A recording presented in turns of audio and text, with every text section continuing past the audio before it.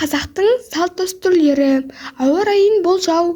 Халқымыз табиғат тылсымы ерте заманнан-ақ түсініп, оны өзінің тұрмыс-тіршілігіне арқау етіп қолдана білген. Солардың бірі халықтың ауа райы болжау тәсілдері. Қысы-жазы далалық өмірде тіршілік еткен халқымыз өздері тұрған өлкенің табиғи ерекшеліктері мен құпиясын терең білгендігі сондай айсыз түнде жұлдызға қарап жол тауып, көз аштырмас боранда жердің шөбіне қарап ел тауып, құс, жан-жануар, құрт-құмырсқа тіршілігіне зер салып, ауа райын күнін бұрын болжап ерте қам жасап отырған. Жылдың әр айы мен тоқсанында болатын ауа райын және табиғат өзгерістері мен құбылыстарын дала халқы әр кезде назарына ұстап, оған ат қойып, айдар тағып баға беріп отырған. Халық арасында аспан әлемі мен жердегі болатын табиғат құбылыстарын ерте болжай білетін талантты адамдар болған. Олар бұлтты, жан-жануар мен жәндіктердің іс-әрекетіне, мінезіне қарап, күнделікті ауа райын немесе келер қыс пен жаздың қалай болатынын бұрын біліп, халыққа айтып отырған. Бұл болжамдардың көпшілігі айна қатесіз келіп отырған.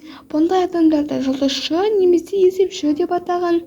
Жылдың 12 айындағы табиғат құбылыстарына байланысты халықтың қағидаларына қалыптасқан болжамдар және оның атаулар мен реттері әдеттегідей наурыз айынан басталады.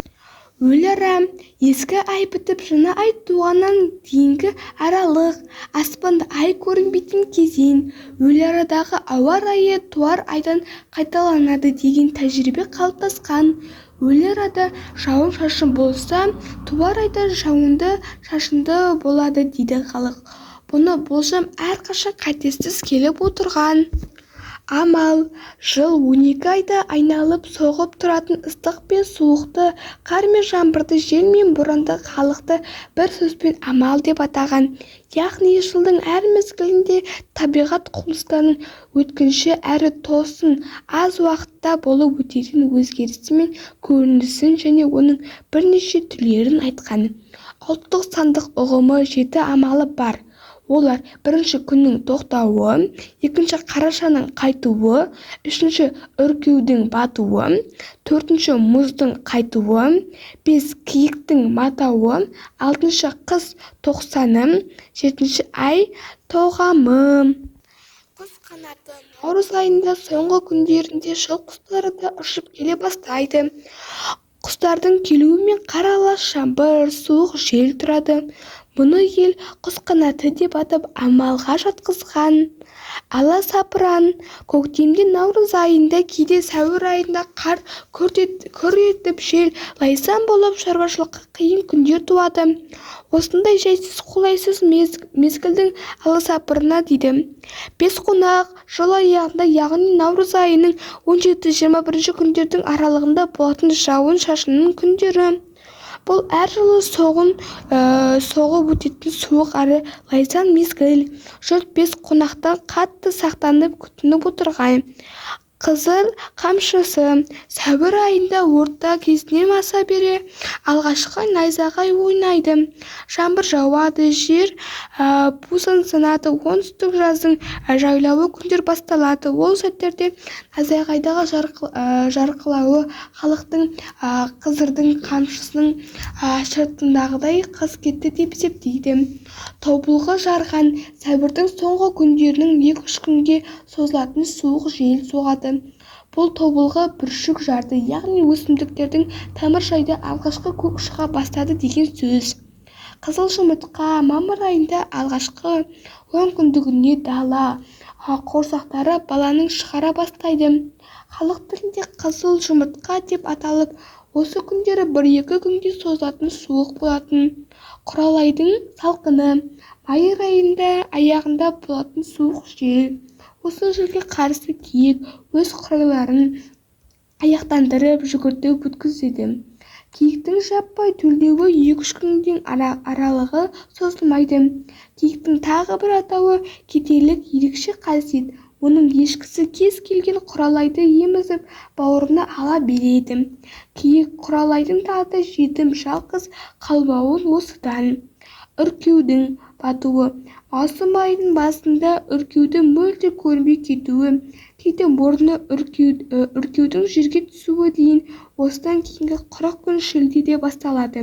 Үркер жерге түспей, жер қызбайды деген халықтың жұлдызшылары мен есепшілері. 40 күн шілде, маусымның шілде айында 40 күнге созылатын ыстық. Осы аптада күндерге орай халық арасында 40 күн шілде деп аталатын халықтың календарлық атауы пайда болған. Үркерді толғағы мал жанға жайлы кезең шілде айында орта кезінде басталады. Бұл кезде үркер туады, жер құрғап, шөп буыны қатып, сарғая бастайды. Таразының туы тамыз айында ортасында ауа райы салқын тартады.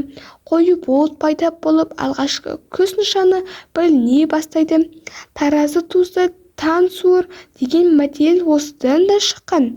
Мезам шуақ қыркүйек айының екінші онкүндігінде салқын басталады. Жаңбыр жауады, түнде шөп басына шық түседі. Осы кездерде күндізі шуақты күндер де болады. Далада ұзынан ұзақ мезамдар шұбартылады. Мұндай жылы мезгілді мезам шуақ деп атайды. Сүмбіленің туы сүмбіле жұлдызының көрінетін мезгілі. Сүмбіле туса су сиыр дейді халық қағидасы, яғни қыркүйектің соңғы онкүндігінде күз келеді. Суықты күндер жауы басталады. Қарашаның қайтуы, қараша айы құс жылы жаққа қайта бастайды. Бұл кезде алғашқы қар түседі, күн суиды. Қыр бастының қызылы, желтоқсанның басында болатын алғашқы аяз. Қазақстанның солтүстігінде қыс ерте түседі. Бұл кезде қатты аяздың суықтары болады. Текенің бұрқағы, желтоқсанның соңғы онкүндігінде қазақ даласында қатты боран соғады. Дәл осы кезде күйік текесі, маталарды, яғни күйік күйгі басталады. Бұл 2-3 күннің ішінде толық аяқталады. Мамыр айының аяғында киіктердің лақтауы 2-3 күннен әріге созылмайды. Осыдан күннің таласуы, халықтың айтуында күн бойы көтерді дейтін уақыт қаңтардың алғашқы күніне сәйкес келеді. Бұл кезде ауа райы өзгереді, қар жауады немесе сырғыма жүреді. Қыс шілдесі, қаңтардың соңғы күндерінде қыз күші өнеді. Тіпу немесе түкіріп жерге түспейтін салқындаған сары аяз болады. Мұны қазақтар қыс шілдесі деп атаған. Бөрі сырғақ, ақпан айының қысы да ақырып келеді. Ат құлағы көрінбейтін борандар осы айда күш алады. Ай аяғында сырғақ пен қатты боранды күндер, қасқырдың ұйығуы басталады. Сырғақ пен бұршақтың күші, мұзды қар түршіктері айтады. Көнекөз қариялар бұл амалдың атауы осы бүріге байланысты екенін айтады. Табиғат құбылыстар мен ауа райын бақылау халықтың өзіндік тәжірибелер мен болжамдары туған терминдер мен орнымен айтылған қағидаларды назар аударуға тұрарлық.